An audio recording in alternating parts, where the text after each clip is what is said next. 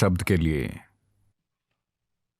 अंग्रेजी में कोई शब्द नहीं है, पर we can say it's a vital energy. हम इसे बुनियादी ऊर्जा कह सकते हैं, जिसे हम जीवन ऊर्जा कहते हैं। वही प्राण है। प्राण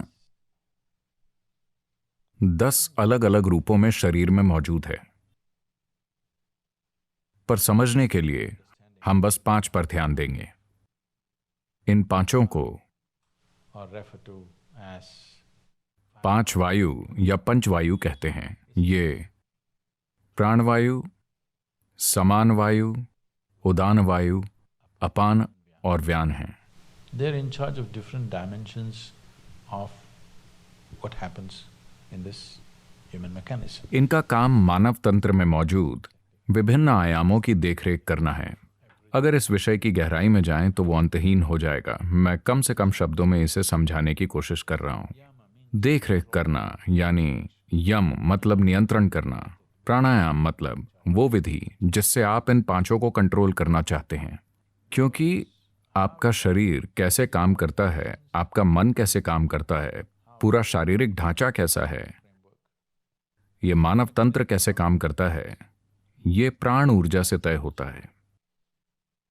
ये एक ऊर्जा है, ये एक बुद्धिमान ऊर्जा है, यानी इसमें एक खास मात्रा में याददाश्त है। हर इंसान के कर्मों की याददाश्त इस ऊर्जा पर छपी होती है। तो हर इंसान में प्राण अलग तरीके से काम करता है, हर व्यक्ति के लिए बिल्कुल अलग। ये बिजली की तरह नहीं है। बिजली स्मार्ट नहीं होती, उससे रोशनी होती है।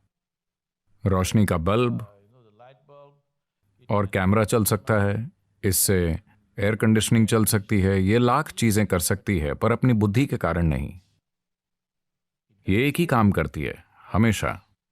किसी विशेष उपकरण के कारण एक निश्चित चीज होती है। पर मैं आपको बता रहा हूं, यह भविष्य में होगा कि आपके पास स्मार्ट बिजली हो सकती है। यह बहुत दूर नहीं है।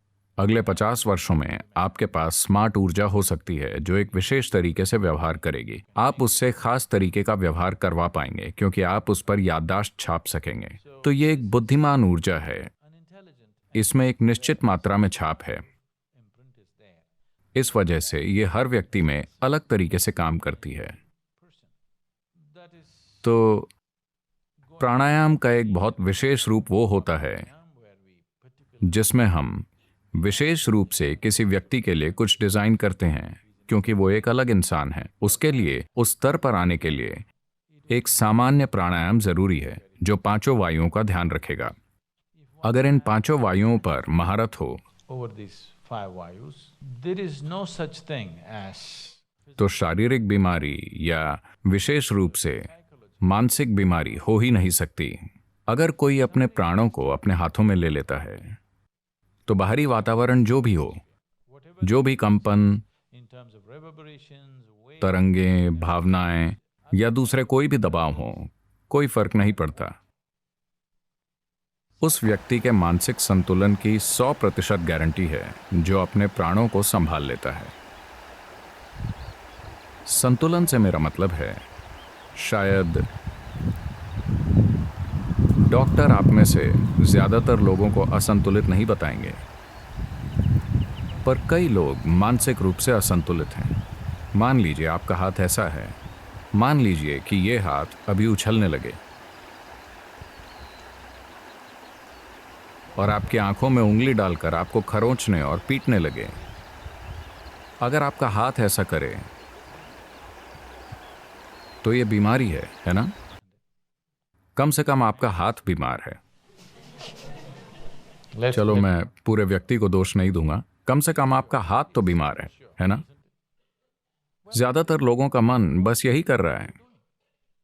हर दिन ये आपको अंदर से खरोंचता है, रुलाता है, बावला बनाता है, चिंता देता है। दुख की कई किस्मों में ये कई बार आपकी अपनी आंखें नोच लेता है। क्या ऐसा नहीं है? it is sick. ये बीमार है। शायद समाज इसे स्वीकार ना करे, पर यह बीमार है। तो जो अपने प्राणों को अपने हाथों में ले लेता है वो 100% भरोसा कर सकता है कि उसका मानसिक संतुलन बना रहेगा।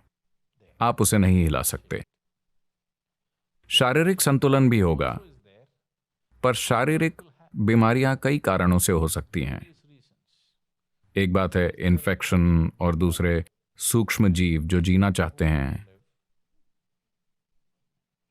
हाँ, वो जीना चाहते हैं। एक और चीज है विभिन्न प्रकार के रसायन और जहर जिन्हें हम जाने अनजाने में निगल सकते हैं, और उससे कई चीजें हो सकती हैं।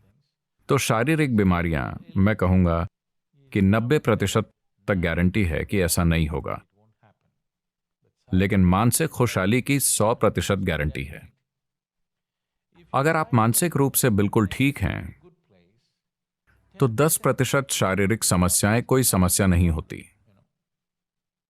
वो कोई समस्या ही नहीं है। ज्यादातर समय शरीर में जो छोटी मोटी चीजें होती हैं उनसे फर्क नहीं पड़ता। आपके मन में जो प्रतिक्रिया होती है वही समस्या है ना? हाँ या ना? तो प्राणायाम मतलब आप बुनियादी ताकतों को अपने हाथों में लेना चाहते हैं। जैसा कि मैंने कहा, उनमें अपनी बुद्धि है, उन सभी में। जन्म के दौरान, गर्भधारण के बाद वो नवजात शिशु में जैसे प्रवेश करते हैं और वो मृत शरीर को जैसे छोड़ते हैं, इससे साफ पता चलता है कि उनमें अपनी एक बुद्धि है। जब तक आप इस बारे में बहुत सचेत नहीं होते तब तक आप इस पर ध्यान नहीं दे सकते। अगर आप मुझसे पूछें तो ये अपने आप में एक दुनिया है। इसके लिए एक खास स्तर का ध्यान देना होगा। शायद ध्यान शब्द से बात स्पष्ट ना हो। मैं ध्यान शब्द का उपयोग कर रहा हूं क्योंकि दूसरे शब्दों के गलत अर्थ लगाए गए हैं। जागरूकता वगैरह शब्दों के गलत अर्थ लगाए गए हैं, तो मैं ध्यान शब्द का उपयोग कर रहा हूं। पर ध्यान शब्द से साफ पता नहीं चलता कि क्या जरूरी है। सिर्फ मानसिक सतर्कता काफी नहीं है, आपको वाकई ध्यान देना होगा। अगर आप खुद को ऐसा बना लें तो आप जान जाएंगे कि ये पांचों कैसे काम करते हैं।